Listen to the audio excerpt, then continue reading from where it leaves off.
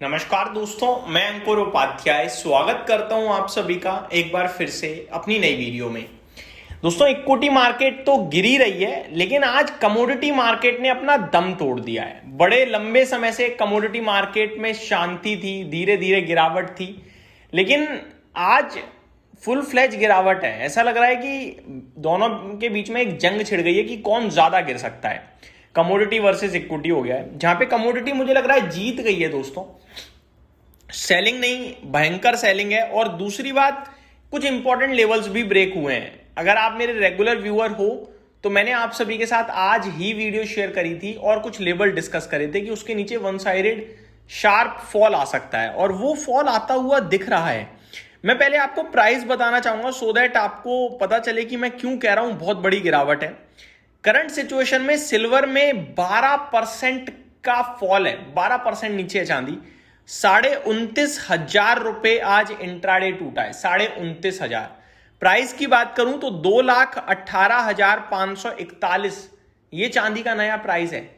ये अपने fresh loss पे आता हुआ दिख रहा है अपने हाई लगाने के बाद। 4 लाख का हाई हिट करा था दोस्तों, उसके बाद 2,26,000 तक नीचे आया था, वापस ऊपर 3 लाख तक गया और आज 2,18,000। इनफैक्ट अब चांदी 30,500 रुपए सस्ता और 2,17,000 पे आ चुका है। मतलब अचानक से इतनी बड़ी गिरावट ये बर्दाश्त योग्य नहीं है, ये डरा रही है, ये धमका रही है। गोल्ड भी पीछे नहीं रहा है, अछूता नहीं है। 11,000 रुपए गोल्ड आज इंट्राडे में गिर गया है, 7% की बड़ी गिरावट है। 1,42,000 पे गोल्ड आता हुआ दिखा है, 1,42,000।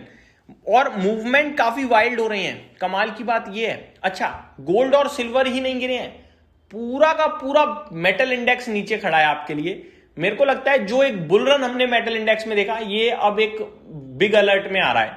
अब मैं आपको बताता हूं आगे। कॉपर 7.25% नीचे। ट्रस्ट मी, मुझे याद नहीं आ रहा मैंने कॉपर में 1,068 रुपए केजी कब देखा था। अभी जब मार्केट तेजी में था ना, तो कॉपर 1,500 रुपए केजी तक चला गया था। 1,400-1,500 घूम रहा था नॉर्मली। 1,380 से तो नीचे बनता ही नहीं था कॉपर। आज 1,068 पे खड़ा है। सोच रहे हो आप किस लेवल की गिरावट है कॉपर में। अब ये हिंद कॉपर जैसे शेयर जो बहुत भागे हैं, जो हमें पसंद भी हैं, उनका क्या होगा? जिसमें कॉपर एक ऐसा धातु है जो है ही नहीं, अवेलेबिलिटी नहीं है कॉपर की डिमांड के सामने 50% भी, लेकिन उसके बावजूद देखो 8% गिर रहा है एक दिन में। यही मेटल है, यही है मेटल इंडेक्स। दोस्तों, आगे मैं आप सभी के साथ बात करूं एल्यूमिनियम, तो 5% नीचे एल्यूमिनियम के प्राइसेस देखने को मिल रहे हैं इस समय हम सभी को। भयंकर गिरावट है। जिंक में 3.25% की गिरावट दिख रही है। लेड फ्लैट टू नेगेटिव है। निकल 3.25% नीचे है। तो गिरावट काफी बड़ी देखने को मिल रही है इस समय हमको, अगर हम नोटिस करें तो। अब सवाल ये उठता है कि क्यों गिर रहा है मेटल इंडेक्स इतनी तेजी से। तो रीजन इसके पीछे दोस्तों वैसे तो कुछ नहीं दिखता है, लेकिन मैं आप सभी के साथ शेयर करना चाहूंगा एक डेटा, और वो डेटा है डॉलर इंडेक्स का। डॉलर में मजबूती मेटल्स की कमजोरी बनते हुए दिख रही है, क्योंकि डॉलर इंडेक्स जब मजबूत होता है ना, तो मेटल्स ऑटोमेटिकली वीक पड़ जाते हैं। जब आप डॉलर में कोई चीज खरीद रहे हो, डॉलर महंगा हो गया, तो सामने वाली चीज ऑटोमेटिकली महंगी हो गई। फॉर एग्जाम्पल, अगर मेरे लिए ये $3 का था, ठीक है, ये स्टिल $3 का ही है। आज से 3 महीने पहले भी $3 था, आज भी $3 है।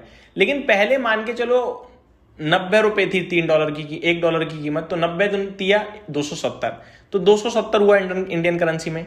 आज 93 है, तो 9 रुपए कीमत बढ़ गई इसकी ऑटोमेटिकली, जिसमें ये स्टिल सेम प्राइस पे ही है।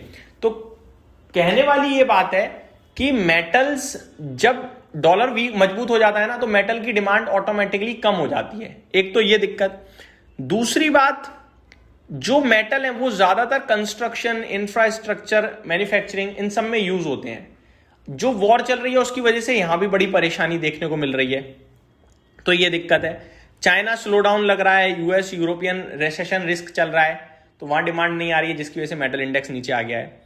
साथ ही साथ इंटरेस्ट रेट एक्सपेक्टेशंस की बात करूं अगर मैं आप सभी के साथ, तो फेडरल रिजर्व रेट कट नहीं करता हुआ दिखा है, और उम्मीद भी नहीं थी। तो इंटरेस्ट रेट स्टिल हाईयर है, तो गोल्ड सिल्वर के लिए वो नेगेटिव हो गया कि वहां पे ज्यादा ब्याज लग रही है, मिल रही है, तो लोग वहां अट्रैक्ट हो सकते हैं।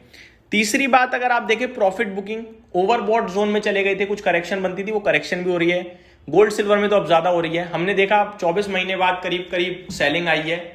आपका इसमें क्या कहते हैं चांदी के ETF में। तो ये सारी चीजें नेगेटिव साइड पे दिख रही थी, वही होता हुआ दिख रहा है। चाइना फैक्टर की बात करें तो ये दिक्कत का विषय है। प्रॉपर्टी क्राइसिस न्यूज चल रही है, बिगेस्ट कंज्यूमर ऑफ मेटल है, वीक डिमांड डेटा आ रहा है, तो चिंता का विषय तो बन रहा है यहाँ पे। आगे बात करी जाए दोस्तों कॉपर की तो ग्लोबल स्लोडाउन फियर, एल्यूमिनियम की बात करी जाए तो इंडस्ट्रियल डिमांड कंसर्न, गोल्ड की बात करी जाए तो strong dollar plus high interest rate, silver industrial plus gold दोनों इंपैक्ट। ठीक है, तो ये कुछ चीजें जिसकी वजह से गोल्ड मेटल इंडेक्स में गिरावट आ रही है। पूरा मेटल इंडेक्स अलर्ट है, चाहे वो हिंदुस्तान जिंक हो, हिंदुस्तान कॉपर हो, वेदांता हो, हिंद कॉपर हो, कुछ भी ले लीजिए, सब अलर्ट है। ये मेरी तरफ से अपडेट थी, उम्मीद करता हूँ डिटेल्स पसंद आई होंगी। Thank you so much for watching this video, have a great day guys.